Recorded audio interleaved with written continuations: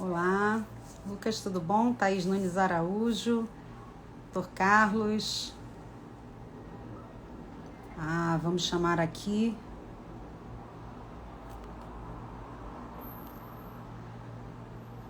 Boa noite a todos.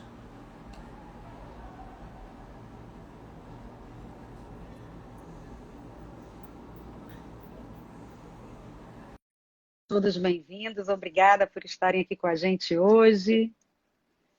Hoje a gente vai bater um papo super bacana com o Dr. Carlos Henrique de Aragão Neto. Como vai, Dr. Carlos Henrique? Tudo bom, Carlos? Tudo Boa bem, e você? noite, Lucas.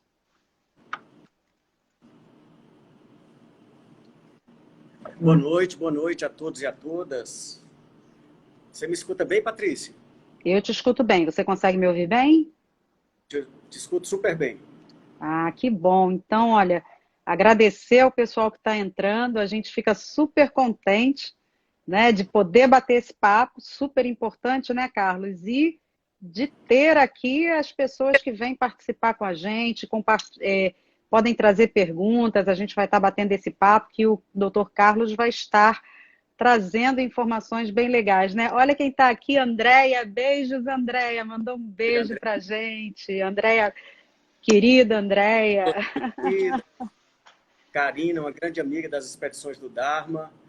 Thaís. Ana, Bom, eu não vou falar boa o nome noite, Agatha. isso por ser indelicado.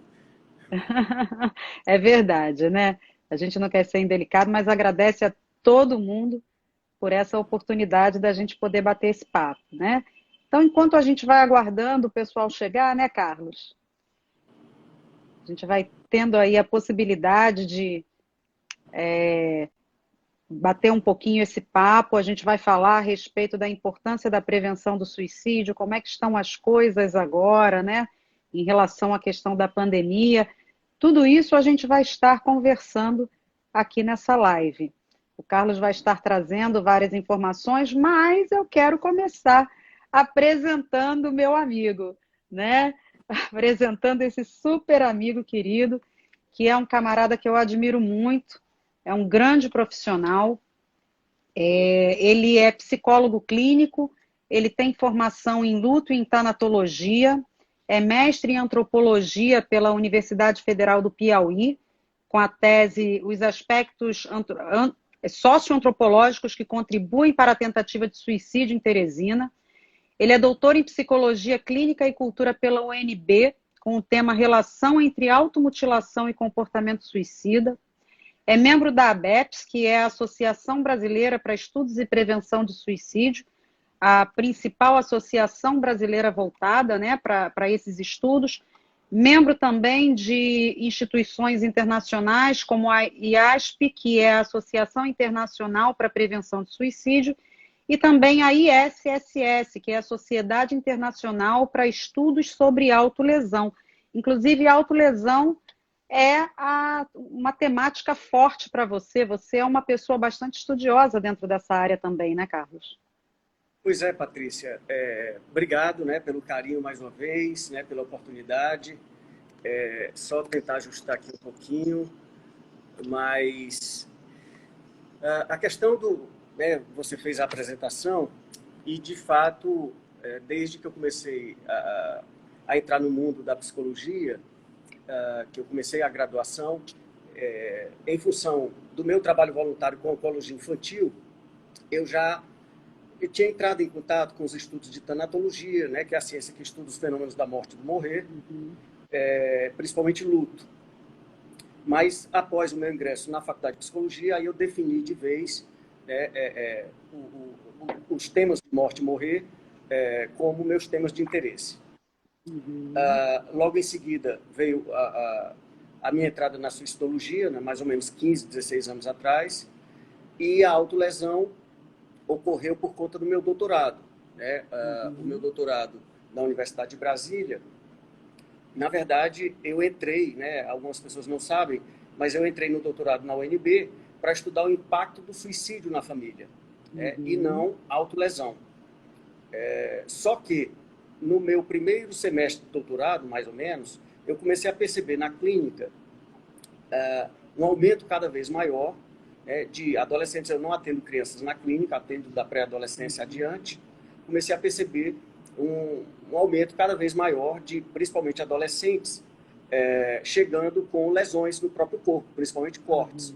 Aquilo me chamou a atenção e eu convenci, né, o meu orientador de doutorado, o professor Marcelo Tavares, a migrar do impacto do suicídio na família para a relação entre autolesão e comportamento suicida. Né? Eu não queria sair completamente da suicidologia no meu doutorado, então eu fui, através de buscas na literatura nacional, que não havia praticamente nada, até a literatura internacional. Foi quando eu me vinculei à ISSS, que é a Sociedade Internacional que estuda a autolesão, e então eu percebi uma ligação muito estreita entre os dois fenômenos.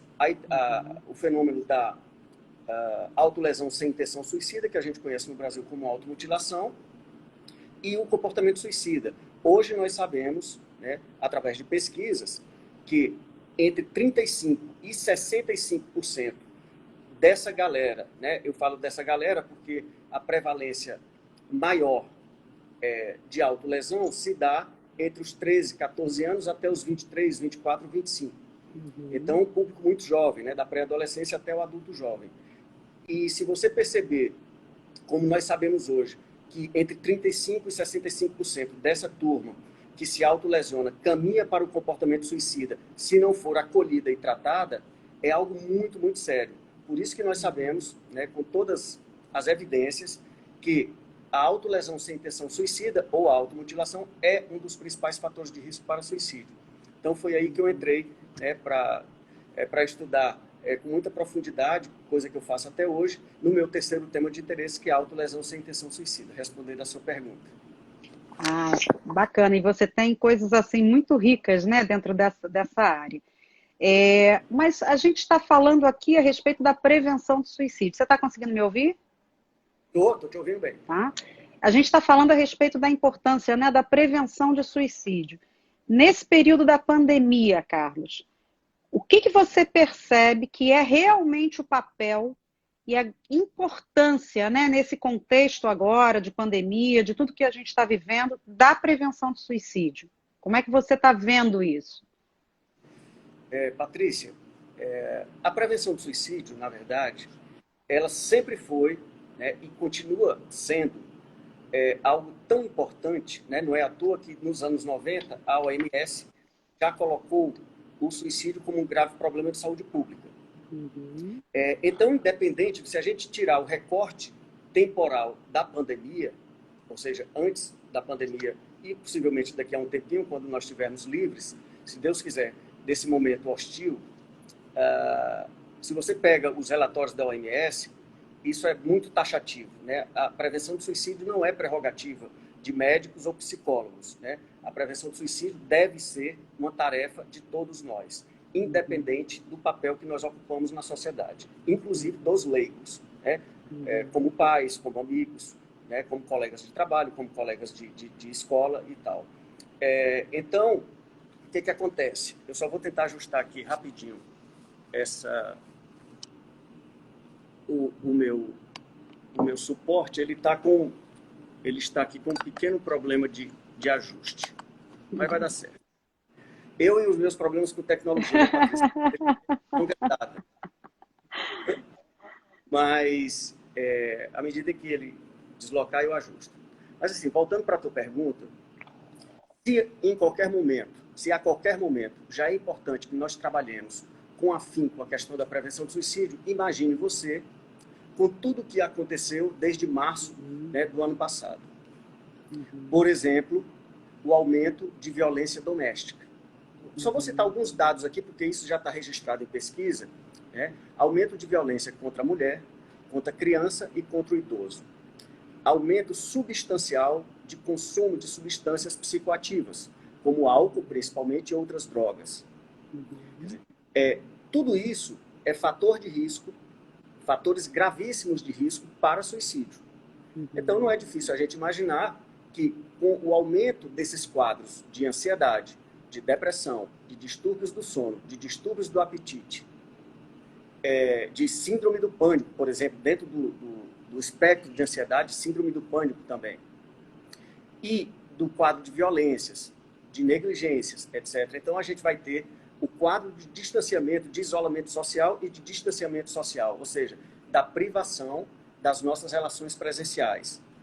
Situações como perda de emprego, fora o quadro pior de todos, que foi o quadro de perdas, que está sendo ainda, graças a Deus agora numa escala menor, né, o quadro gravíssimo de perdas que nós tivemos, perdas concretas de entes queridos que muitos de nós perdemos ao longo desse tempo. Portanto, se formou um ambiente ainda mais complexo, ainda mais difícil, ainda mais hostil, que mexe com graves fatores de risco para suicídio.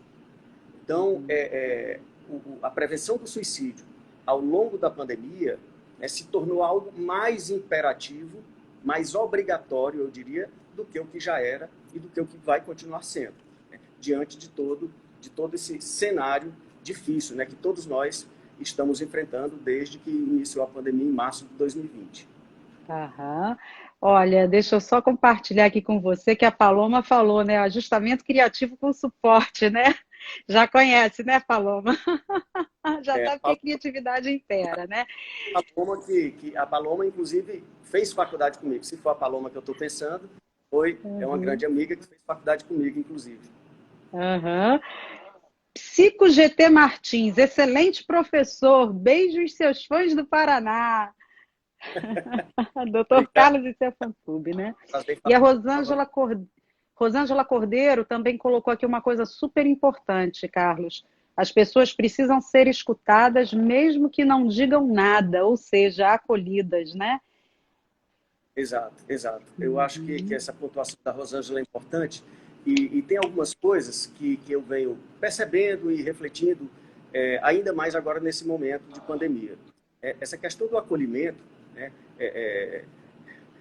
Você sabe que eu fui voluntário do CVV durante 3 anos, Centro de Valorização da Vida, que é sempre importante que a gente lembre, que é talvez a principal instituição, ou a instituição nacional que cuida de prevenção do suicídio, no acolhimento às pessoas em solidão, às pessoas em sofrimento que precisam desabafar.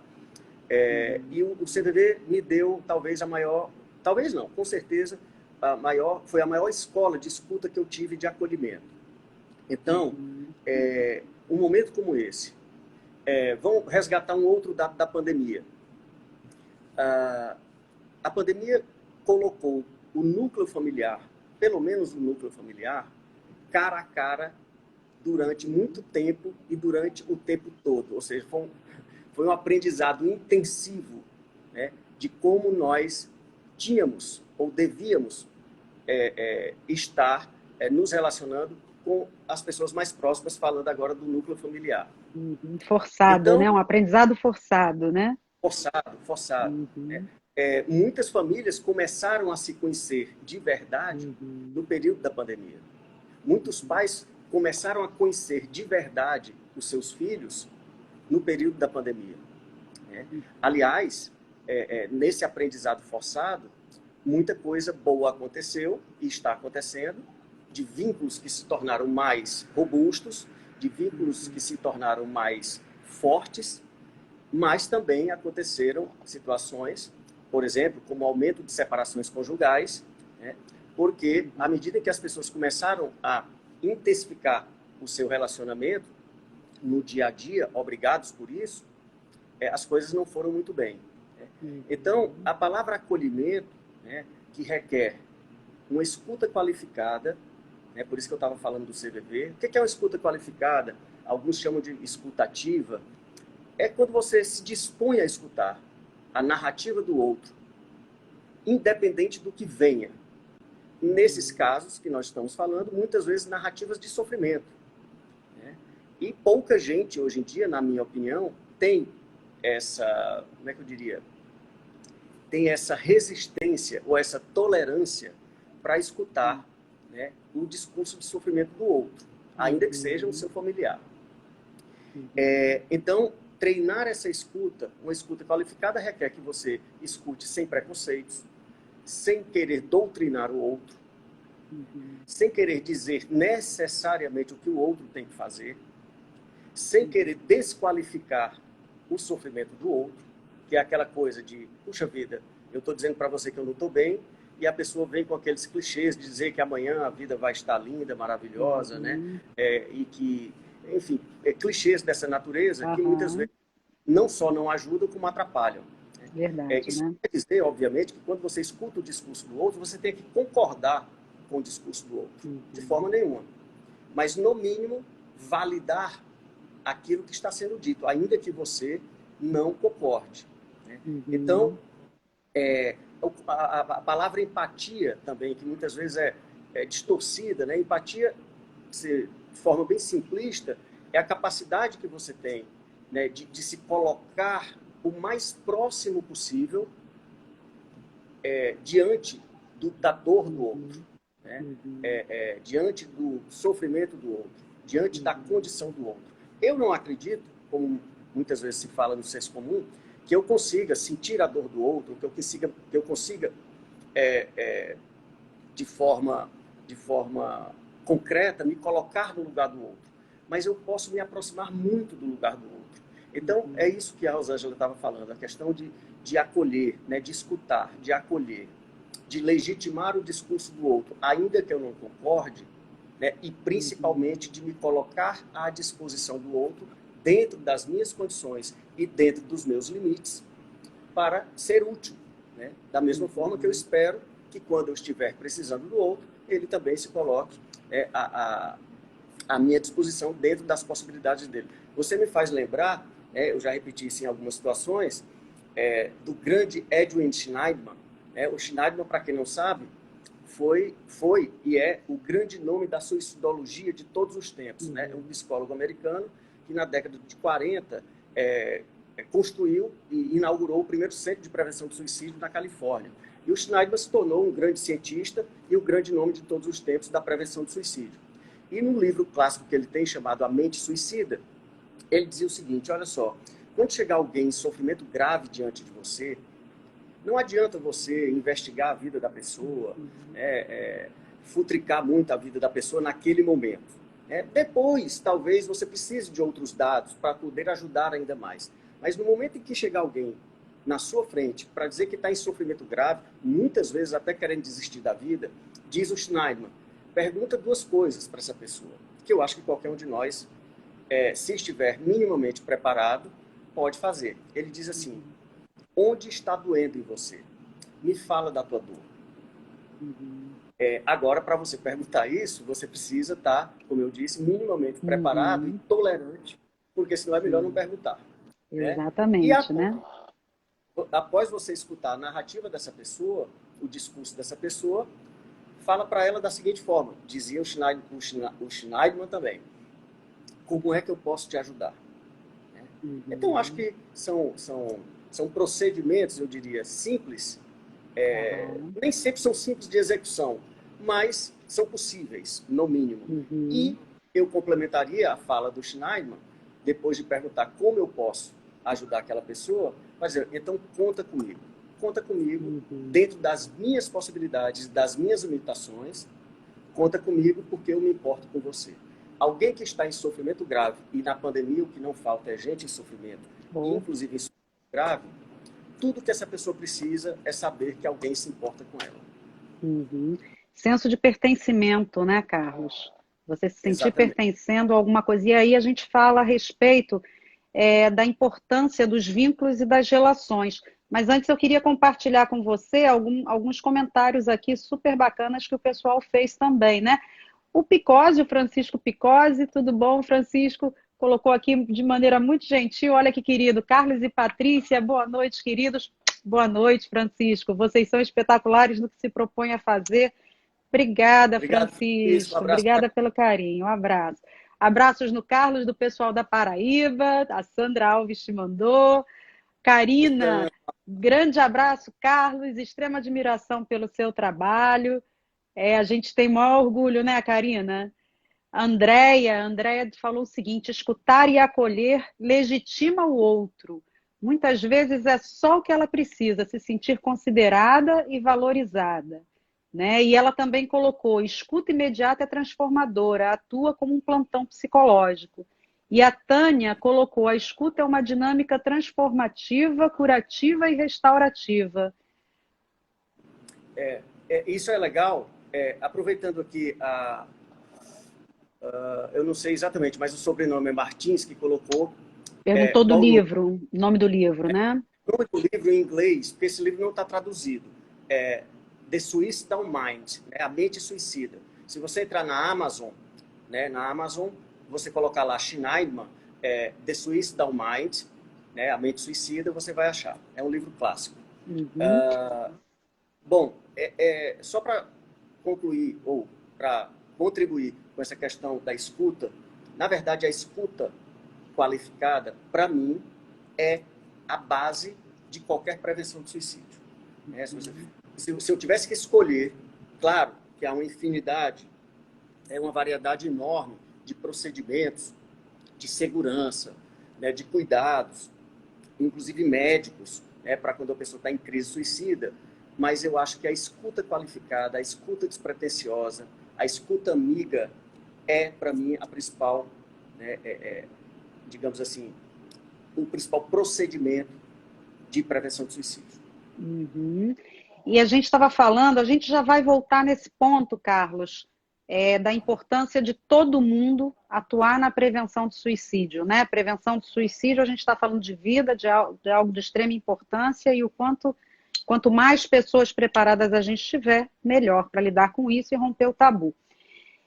Mas a gente estava falando sobre a importância da construção de vínculos e o quanto isso faz diferença, né, no sentido de pertencimento e também no momento em que as pessoas muitas vezes foram obrigadas a se afastar.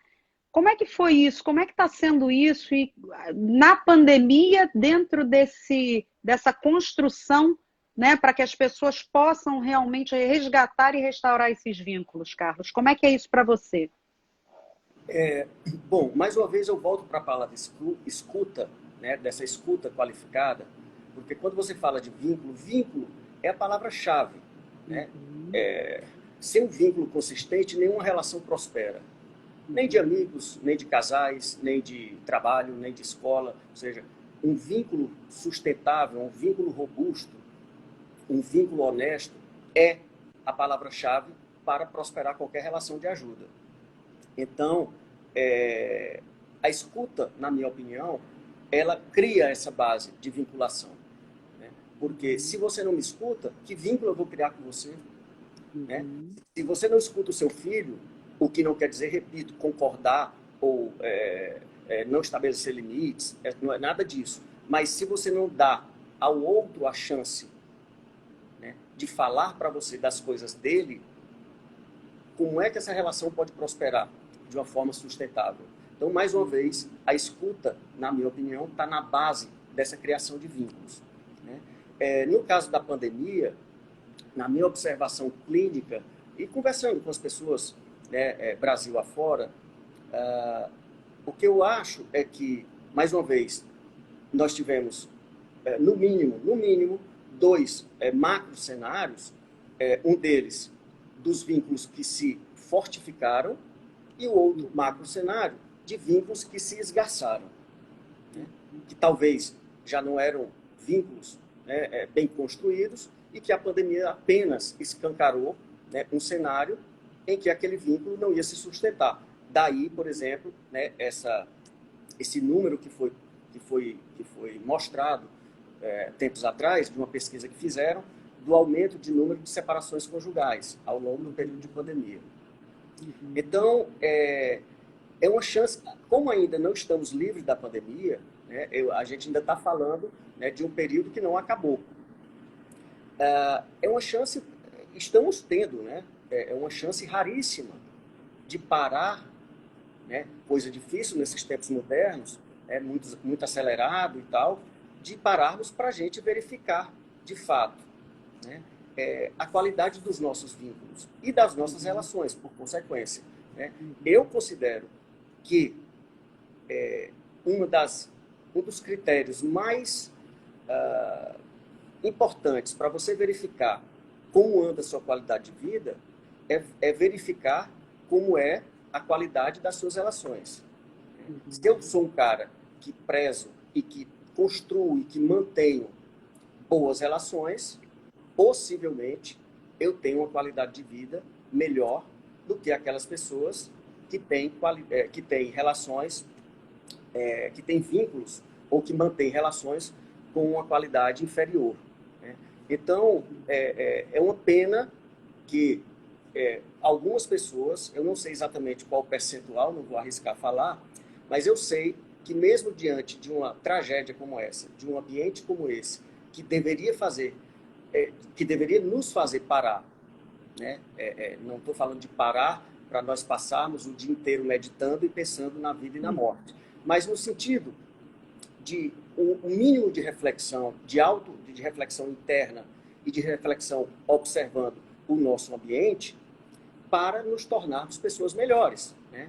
Há quem profetize que a humanidade vai mudar e vai mudar para melhor. Tem uns otimistas de plantão. Eu, sinceramente, apesar de não me considerar uma pessoa pessimista, apenas um cara que tenta lidar com dados de realidade, que muitos de nós, sim, já estamos tirando proveito dessa crise violenta e que estamos em processo de transformação para nos tornarmos pessoas melhores, independente do papel, mais uma vez, em que a gente atue, seja em casa, seja no trabalho, na escola, etc.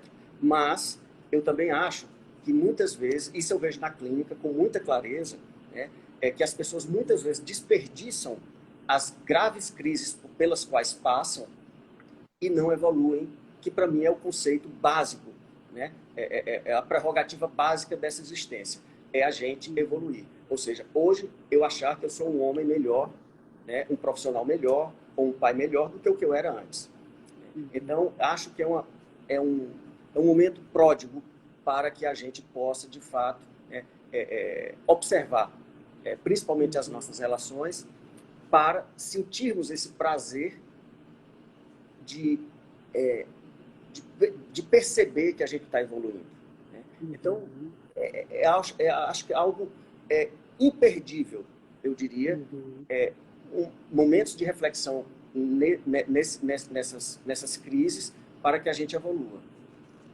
Tá.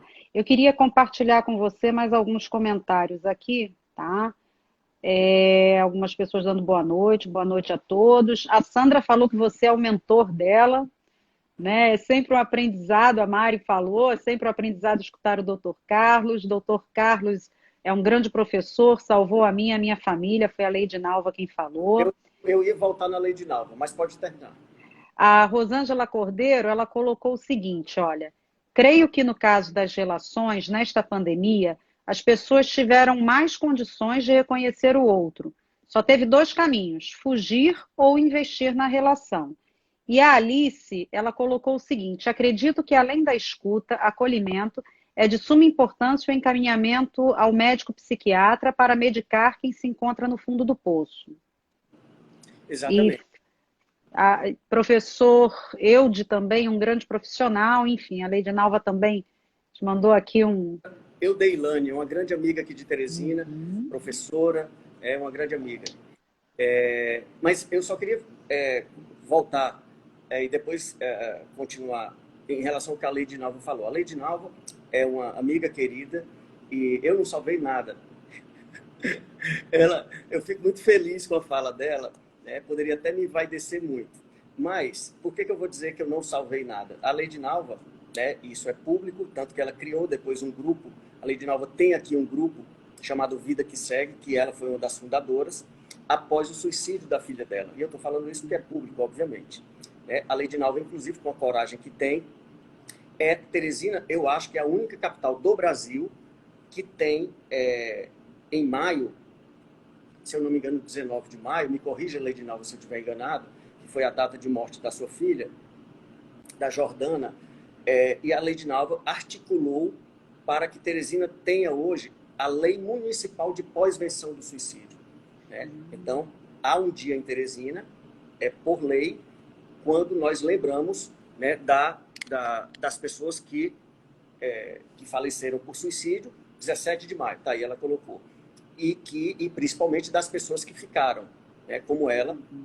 Então, realmente, eu estive muito próximo dela e da família após a morte da Jordana, mas a retificação que eu faço é que eu não salvei. Eles se reinventaram, tanto ela como toda a família, de forma maravilhosa, né? Família da qual eu sou fã, e toda vez que falo dessa questão de salvar vidas, eu sempre tenho esse cuidado, porque, sinceramente, eu sei que tem gente que gosta, né, desse tipo de salvador de vidas, mas não é o meu caso, né? Eu só sei uma coisa: eu sou uma peça, quando sou chamado, numa engrenagem que precisa funcionar muito bem, né, para ajudar alguém a deixar de investir na morte e investir na vida, ou em relação a um luto violento, como sofreu a Lady Nalva. Essa engrenagem precisa ter, normalmente, um médico, um psiquiatra, o psicólogo, a família, a igreja, para quem tem alguma fé, os amigos, o esporte, a natureza, uma boa qualidade de sono. Quer dizer, é uma engrenagem complexa, né? Eu me coloco muitas vezes como uma peça nessa engrenagem. Ah, sim, olha, a Liline PS, né, colocou muito bacana que marco, e é um marco mesmo. Parabéns, Leidinalva, né, pela sua garra, pela sua força. A Thaís também falou, também sou fã da Leidinalva e sua família. E, Carlos, eu Aí, queria te perguntar... uma psicóloga aqui de Teresina, uma grande amiga, né, que faz um trabalho muito bonito no CAPS aqui de Teresina. Aham, bacana. Você falou, né, a questão de que a prevenção do suicídio é tarefa de todos. E agora, em agosto, nos dias 13, 14 e 15 de agosto, você vai dar um curso de prevenção e pós-venção do suicídio, né? Você pode falar um pouquinho para a gente desse curso? Esse curso é só para profissionais da área da saúde? Ele é um curso mais técnico? Ou ele é justamente um curso para todas as pessoas? Como é que funciona? Bom, esse curso, né, que eu realizo em parceria com você, com o Instituto Valor à Vida, já há algum tempo. Infelizmente, esse ano vai ser virtual, né, porque como é bom, né, Patrícia, quando a gente promove esses cursos presenciais, Verdade. no caso, os cursos maravilhosos que você organiza comigo aí no Rio de Janeiro. Mas não, ele não é um curso destinado exclusivamente a profissionais da saúde. O que eu tento fazer nos meus cursos é trazer uma linguagem, ou levar uma linguagem que seja minimamente acessível a qualquer pessoa que tenha interesse nessa causa, né? Na causa da prevenção e da pós-venção. Então,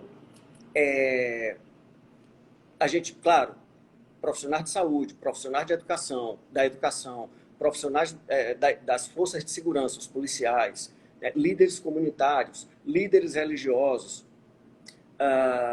profissionais da mídia, né, a mídia tão importante, né, um veículo tão importante na prevenção do suicídio.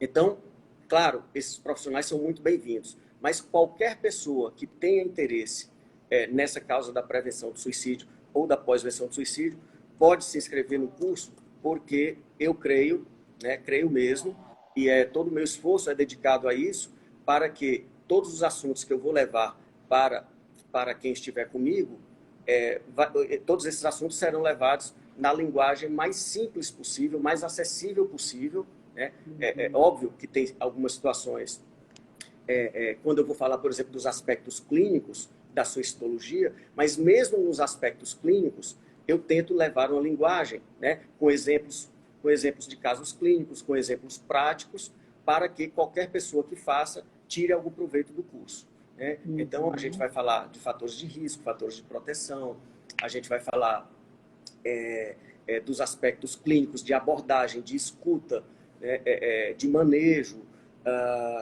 A gente passa um DVD, né, um filme, um documentário, aliás, sobre o tema do suicídio.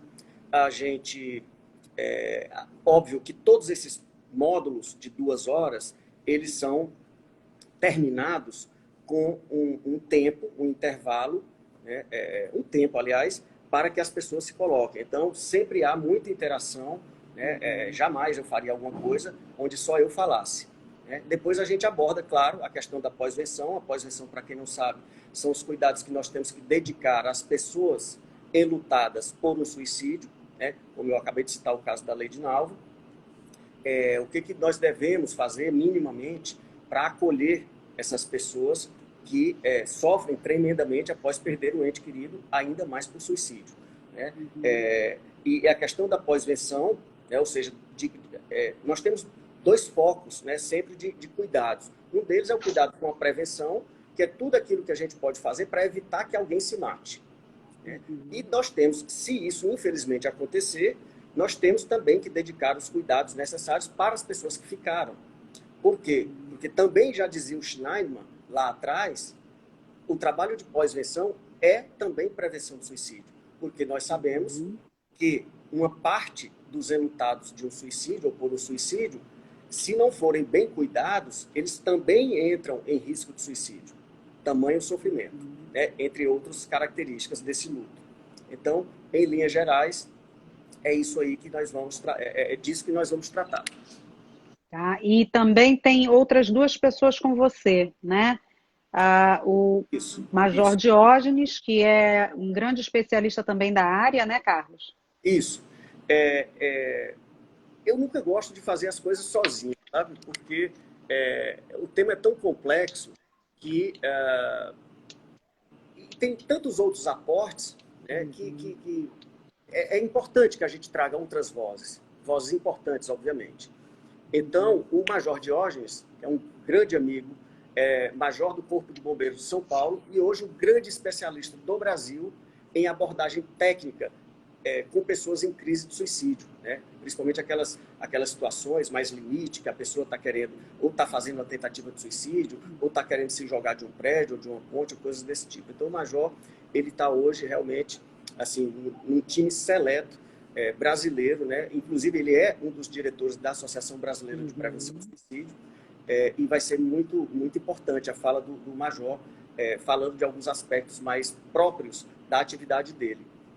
Também, eu sempre convido algum psiquiatra, né, para falar com mais propriedade da relação entre os transtornos mentais e o fenômeno do suicídio. Nós sabemos que de 90% a 95% dos casos de suicídio, segundo a Organização Mundial de Saúde, envolvem algum transtorno mental. Ou seja, a enorme maioria dos casos de suicídio envolvem ou está associada, a enorme maioria está associada a um transtorno mental. Alguns deles, só para citar os principais, transtornos de humor, como depressão, que aumentou em prevalência durante a pandemia, transtorno bipolar. Transtornos de personalidade, como transtorno de personalidade borderline. Abuso de substâncias psicoativas, que também está classificada como um transtorno mental. Como eu falei no início da live, né, o abuso de álcool aumentou bastante ao longo da pandemia e é um enorme fator de risco para suicídio. E a esquizofrenia, entre outros, né? Os transtornos de ansiedade cresceram enormemente em prevalência ao longo da pandemia, em função das incertezas, né?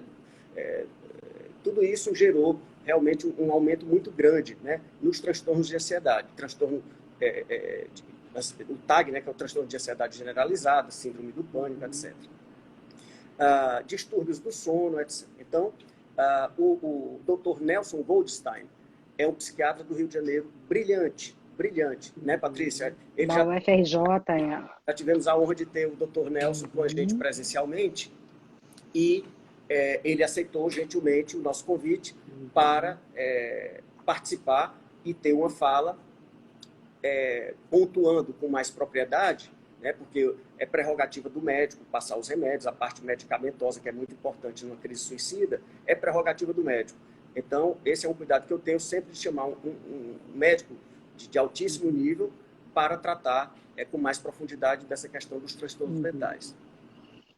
Uma coisa que eu queria reforçar, Carlos, é que apesar do tema, é um assunto, apesar de ser um tema denso, mas ele é abordado de uma maneira tão leve, né? E a fala de todos vocês, tanto do Dr. Nelson, é uma fala super tranquila, o Major Diógenes é uma pessoa extremamente agradável de se ouvir, né? Ele é divertido, é leve. Você também no curso traz uma linguagem super simples, uma linguagem favorável a todos. Então, é um curso realmente para todas as pessoas. E aí eu queria compartilhar com vocês, olha, a Lady Nalva fez aqui uma declaração, Lady Nalva, olha que sensível. Eu não sabia nada sobre suicídio. Quando minha filha de 21 anos de idade se matou, o Dr. Carlos nos acolheu, trouxe muitos esclarecimentos sobre o suicídio e como lidar com ele. Te agradeceu, né? E, Lady Nalva, olha, parabéns mesmo pela sua força. E a Adriana, ela colocou o seguinte: a descrição do curso, ainda que nas coerentes palavras do professor, não expressam a grandeza desse curso. Vale muito a pena. Obrigada, Adriana, pelo seu depoimento, né? Que a gente convida mesmo, a gente quer poder chegar, o nosso sonho, né, Carlos, é poder atingir o maior número possível de pessoas para que a gente possa desmistificar, romper com esse tabu, né, preparar as pessoas realmente para aprenderem a lidar com esse fenômeno que é o suicídio. E a Cíntia colocou, muito importante, estou muito interessada. Olha só, Cíntia, aqui em cima, na bio, tá? Você vai encontrar lá um link, aqui na bio do Instituto Valor à Vida, depois o Carlos vai colocar lá no perfil dele também. Mas naquele link, se você clicar, você vai encontrar todas as informações sobre o curso. Você vai encontrar o que é o curso, a quem se destina, por que, né, que a gente está fazendo esse curso, quem é o Dr. Carlos, né, quem é o Major Hermógenes, o Dr. Nelson, preço, enfim, né, formas de pagamento, está tudo ali no link. Então, basta olhar no link ali na bio, que todas essas informações vão estar. E, por algum acaso, qualquer dúvida também pode entrar em contato comigo. Eu estou aqui para esclarecer qualquer dúvida e vou estar à disposição de todo mundo. Tá? Será Carlos, muito bem-vinda, viu, Cíntia? com certeza. Patrícia, só para eu passar, Juliana Fleury acabou de entrar. Ju, tudo bom, Juliana? Tudo bem, Juliana? Só assim eu lhe vejo, né? Porque já tem... Queridíssima Juliana. Olha, muito bom ter vocês junto nessa missão de desmistificar o tema. Ju, estamos juntos, né? Fazemos parte aí dessa grande corrente, cada Juliana um é um pouquinho, né? secretária de uma instituição fantástica, uma ONG chamada Associação para a Saúde Emocional de Crianças, a SEC.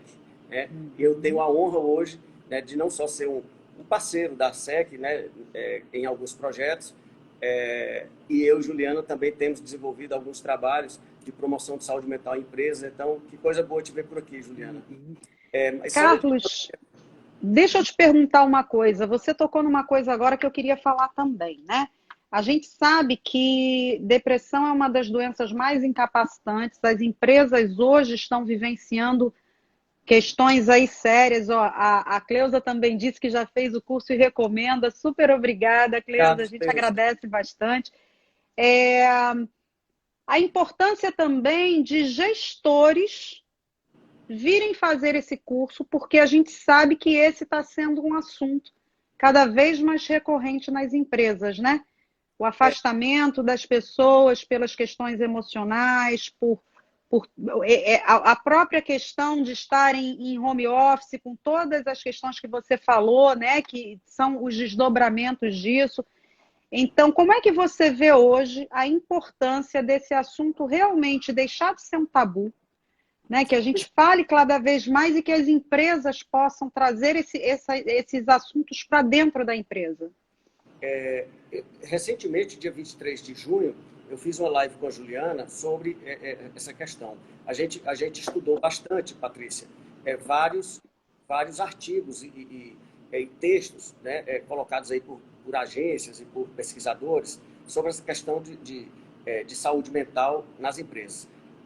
Na verdade, a saúde mental com a pandemia, eu espero, eu acho que isso vai acontecer de alguma forma, que não é de agora que a saúde mental deveria ocupar um lugar de protagonismo na sociedade do século XXI. Né? Mas com a pandemia isso foi escancarado. E as empresas não estão livres disso, ao contrário. Né? Então, eu não lembro agora de muitos dados de cabeça, mas pouquíssimas empresas investem em saúde mental. E quando eu digo que investimento, não é aquele investimento de, no Setembro Amarelo, chamar a mim ou a qualquer outro especialista em prevenção de suicídio para fazer uma palestra. Nós estamos falando de um investimento sustentável, né, de algo que, de fato, a empresa ou a escola, né, são instituições importantes e onde nós passamos boa parte da nossa vida. ou na empresa, ou no nosso trabalho, no caso, ou na escola, no caso das pessoas que estudam. Então, os números são assustadores. Pra você ter uma ideia, um deles que eu lembro de cabeça, em torno da metade da população brasileira, dos trabalhadores brasileiros, estão sofrendo com sintomas de ansiedade e depressão.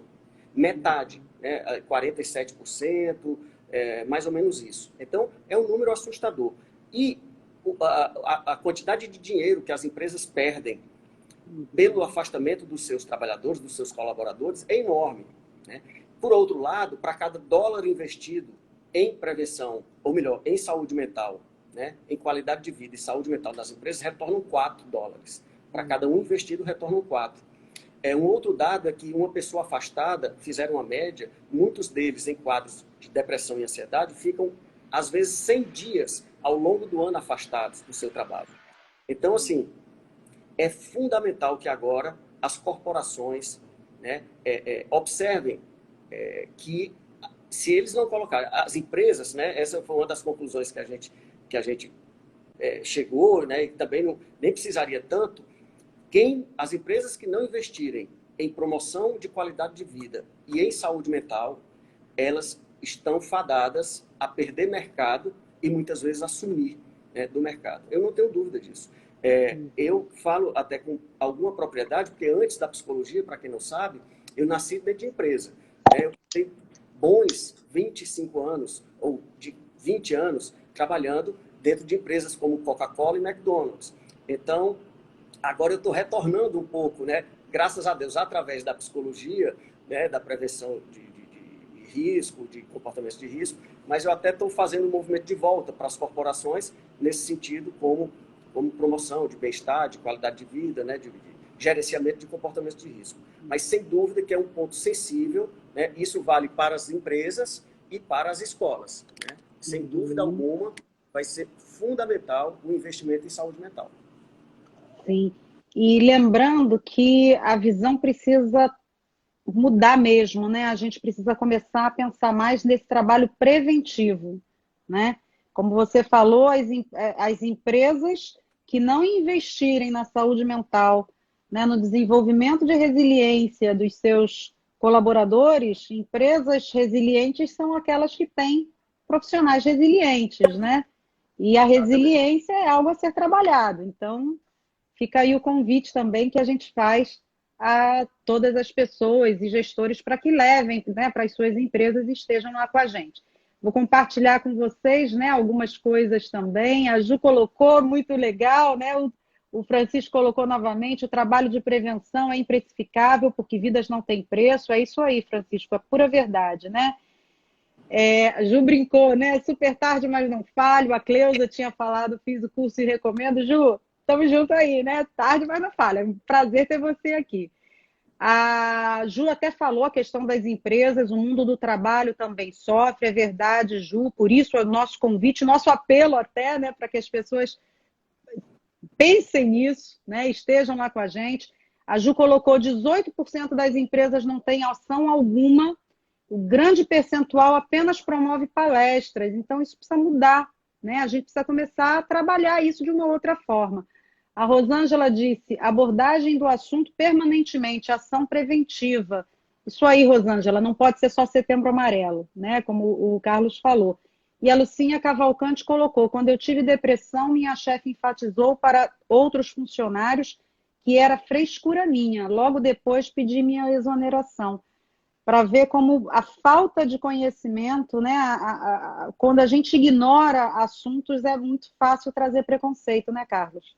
Sem dúvida, né? Isso foi importante ela falar, porque ainda bem que ela pediu exoneração, né? E quantas pessoas que não têm essa coragem, né, ou essa condição que ela teve, né, se submetem, continuam se submetendo, né, a situações absolutamente estressantes.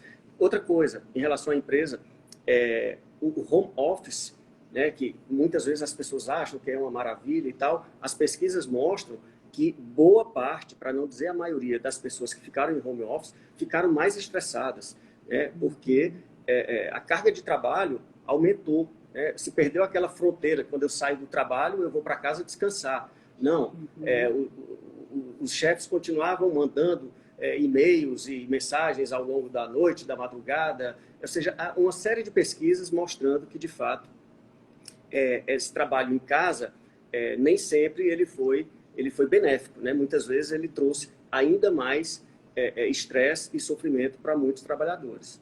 Aham. A Andréia Pinto até colocou também, né? Deveria haver em toda empresa, principalmente as de segurança, bombeiros, polícia, uma sala de apoio para acolher a pessoa a qualquer momento. Isso evitaria que o profissional fosse para o trabalho em sofrimento. E ela também colocou, né? Isso evitaria também muitos acidentes fatais de pessoas trabalhando em condições emocionais extremamente precárias. Verdade. Ó, a Cíntia colocou, né? Interessante essa pontuação para as empresas, né? A Lucinha colocou, eu fiquei sem emprego, mas feliz, né? E qualidade de vida, pois fui me tratar, né? A Cíntia até lembrou muitos casos de burnout. Muito burnout, muito. A síndrome do esgotamento físico e psíquico, né? Mas, Patrícia, eu queria, né, se ainda tiver 2 minutinhos, Sim. já que a gente falou, falando de prevenção do suicídio na pandemia, a gente falou que a violência contra as crianças aumentou, né, em alguma medida, a questão das aulas remotas, né, também desestruturou muitos dos nossos, da nossa garotada, né, privada, uma parte, essa privação do contato direto, da socialização, também trouxe um prejuízo para muitos dos nossos meninos e meninas. E aí eu quero aproveitar, né, para colocar para vocês alguns dos fatores de risco, não dá para a gente alongar tanto. Esse é um livro de um grande amigo chamado Humberto Corrêa. Esse livro chama Suicídio, a Morte Evitável. Não adianta vocês procurarem, porque ele está esgotado, né? E Humberto vai lançar um livro no ano que vem, né?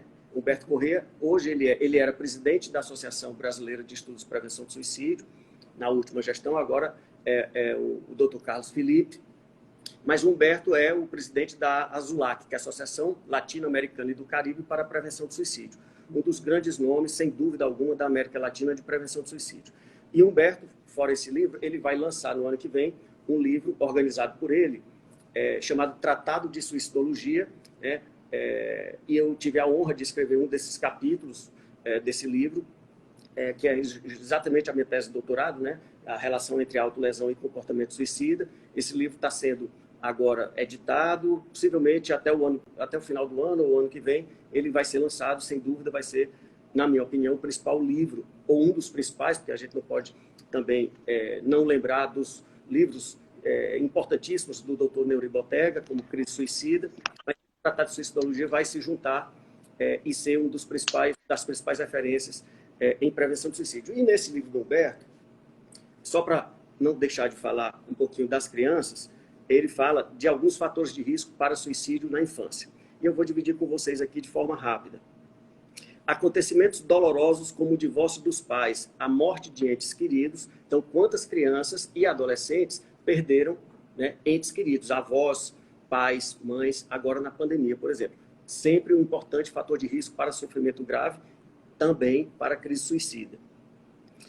Abandonos, negligências, qualquer tipo de violência sofrida na infância e na adolescência vira um grande fator de risco para suicídio, violência física, sexual e ou emocional.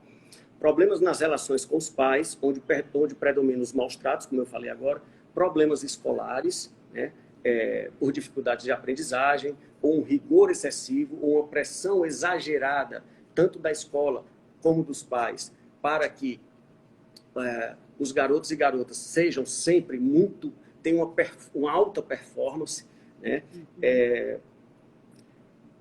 Humilhação, quando as crianças se tornam invisíveis, mesmo estando dentro de casa, né? Por isso que se fala, as crianças só querem chamar a atenção. A gente tem que tomar muito cuidado, porque isso ficou muito banalizado, né? Isso é bobagem, é frescura, é preguiça, ele só quer chamar a atenção. Muitas vezes querem sim chamar a atenção, mas é uma chamada de atenção importante, né? Não é aquela coisa banalizada. A questão do bullying, do cyberbullying, né? As relações conflituosas e muitas vezes a tentativa de se reunir com um parente que morreu, com um ente querido que faleceu, e dependendo da idade da criança, ela ainda não tem os conceitos sobre morte completamente apreendidos cognitivamente, como, por exemplo, a universalidade da morte, né, ou a irreversibilidade da morte, que é o caso de quem morre e não volta, pelo menos fisicamente aqui nessa existência. Então, só para dividir com vocês, aproveitando a deixa, né, alguns dos fatores de risco para suicídio na infância. Uhum. A Karina colocou aqui, né? Pacientes pediátricos têm sofrido muito na pandemia por perdas de familiares, distanciamento da escola e do contato com amigos e professores e violência doméstica contra a mulher e contra a criança. A Cleusa colocou, fantástica essa reflexão sobre as crianças. Me preocupo muito com essas relações familiares disfuncionais. Preocupante mesmo, né, Cleusa? E a Psico GT Martins, né? Chamar atenção é um pedido de socorro. Exatamente, né? Um pedido de socorro.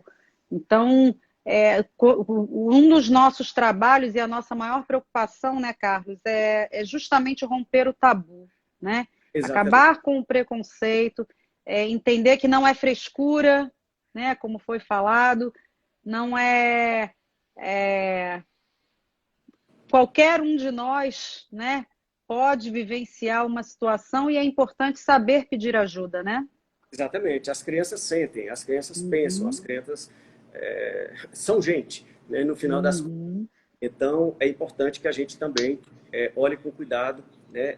A Karina, por exemplo, é uma pediatra maravilhosa, é uma grande companheira das expedições do Dharma aqui no sertão do Piauí.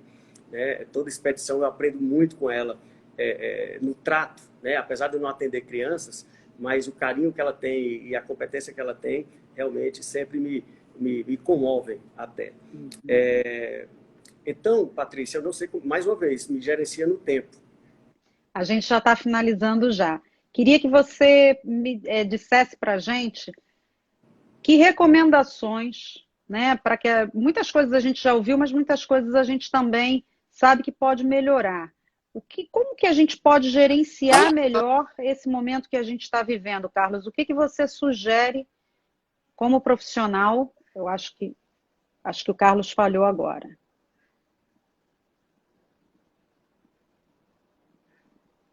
Eu acho que o Carlos travou.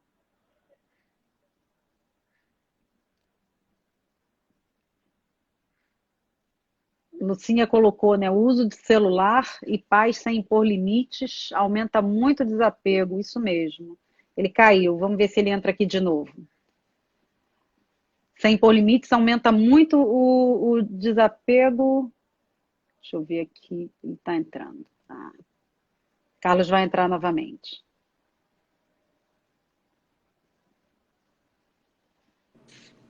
Ah, pronto. Acidente doméstico. Carlos, você estava falando, né, Não, em mas relação às crianças. Estava ouvindo? Tá. Então tá jóia, olha, porque a, a Lucinha colocou, né, o uso do celular e pais sem impor limites aumenta muito o desapego dos pais com os filhos. Não tenha dúvida, né? Eu vou falar, como sempre, do meu mantra, dos 3 eixos que eu sempre considero importantes como fatores de prevenção. O primeiro deles é a prática de esportes. Né? A prática de esportes, para quem já me escuta falar há algum tempo, sabe que eu não relaxo em relação a esses 3 pontos. A prática regular de esportes, né? Isso ensina muitas coisas para as nossas crianças, inclusive a tolerar frustrações, né? E a resolver conflitos. O contato direto com a natureza, as crianças estão apartadas da natureza, e um dos motivos é esse citado por ela, de que eles estão o tempo todo imersos em tecnologia, o que não quer dizer que a tecnologia não seja importante. Nós estamos falando do uso excessivo e indevido de tecnologia. E, por último, o bom padrão de sono. Eu recomendo fortemente que vocês observem o padrão de sono, né, da garotada. Quer dizer, todos nós temos que dormir. Mas, falando agora um pouco de crianças e adolescentes, é fundamental que eles tenham um bom padrão de sono. Então, se não praticam esporte, se não têm contato com a natureza, se fazem uso excessivo e indevido de tecnologia e não dormem bem, a gente tem um cenário, eu diria uma bomba relógio, né? Eu acho que essa conta vai chegar lá na frente e é tudo que a gente quer evitar. Mas, como fatores de proteção, como você disse, já que nós estamos encerrando, eu acho que a gente pode pensar em algumas coisas, mais uma vez, organizar minimamente uma rotina, ainda que a gente esteja ainda não esteja numa rotina igual a que a gente estava antes da pandemia. Prática de atividade física, de alguma forma. O contato com a natureza, dormir bem é fundamental. Fundamental. Para quem tem alguma fé, que cultive a sua fé. As atividades integrativas, como meditação, né, para quem acredita, para quem pode desenvolver alguma atividade integrativa. As terapias ocupacionais, investir em oficinas de arte, né, quem sabe fazer um bordado, quem sabe tocar um instrumento, né, quem tem algum não necessariamente que você vai se tornar profissional disso, mas eu estou falando como terapia ocupacional. A arte é fundamental que seja incluída na nossa vida, principalmente em momentos de adversidade, na minha opinião. Né?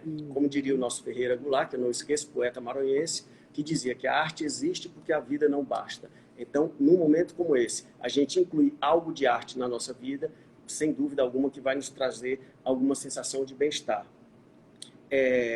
E, claro, mesmo à distância, para quem ainda não está nas relações presenciais, conseguindo ter as relações presenciais, mas que a gente use a tecnologia, mas que a gente avance para ter cada vez mais, né, uma rede de suporte social que envolve aí amigos, colegas de trabalho, colegas de escola, família, né, que a gente se aproveite da tecnologia nesse momento para fortificar, fortalecer ainda mais a nossa rede de suporte social.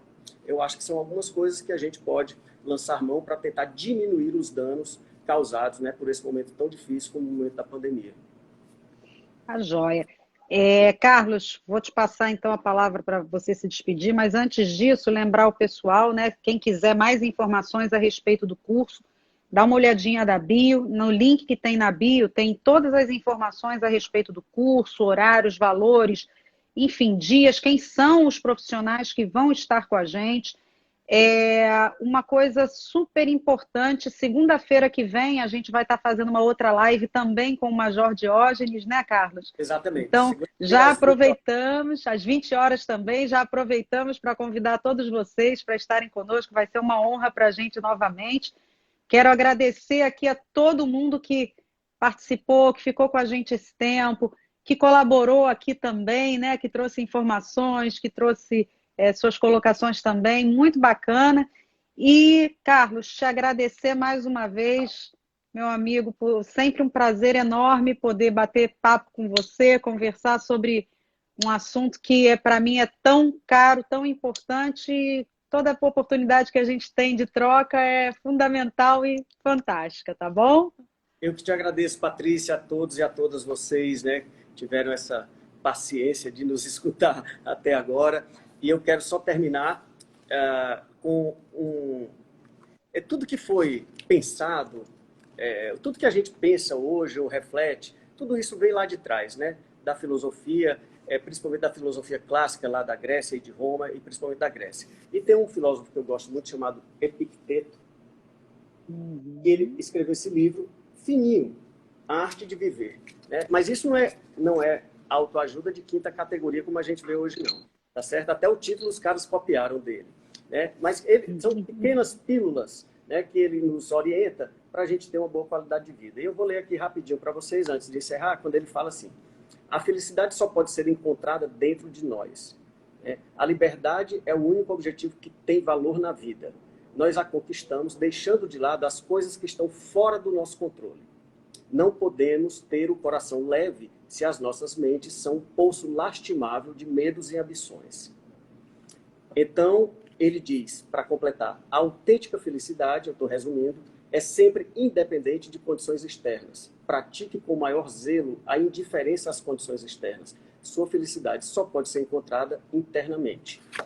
Ou seja, qualquer mudança sustentável só pode vir de dentro para fora. Tudo que vem de fora para dentro é frágil. Então, é com essa pequena reflexão desse filósofo maravilhoso que eu quero muito te agradecer, Patrícia, mais uma vez. Né? Eu que agradeço, querido. Junto segunda-feira, né, na live com o Major Diógenes, e, obviamente, no curso dos dias 13, 14 e 15, não é isso? 13, 14 e 15 de agosto, tá? Curso online, então, quem puder chegar, vai ser bem chegado, como a gente falou, vai ser um curso com certeza leve, esclarecedor. O objetivo é levar informação preparar pessoas, o maior número possível de pessoas, para que a gente possa romper o preconceito, o tabu e aprender a se colocar melhor, ajudando a reduzir essas estatísticas. Valeu, gente. Obrigado a todos e a todas vocês. Obrigada. E vamos trabalhar para que dias melhores cheguem, tá bom? Beijo para vocês. Tchau, tchau. Tchau, uma boa noite.